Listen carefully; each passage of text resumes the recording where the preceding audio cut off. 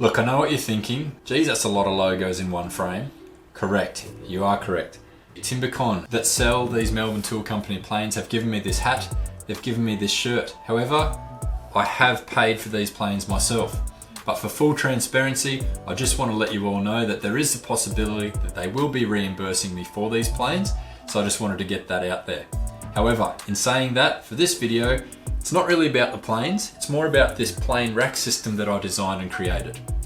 So this following video isn't really narrated to tell you what's going on, so I'm going to quickly do that now. This rack is just laser cut from 6mm balsa ply and then skinned with a 3mm matte acrylic.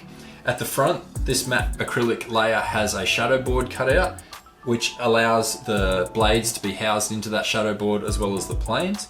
The whole rack system is just set on a 10-degree angle, so gravity can sort of do a little bit of its thing and hold the planes in place.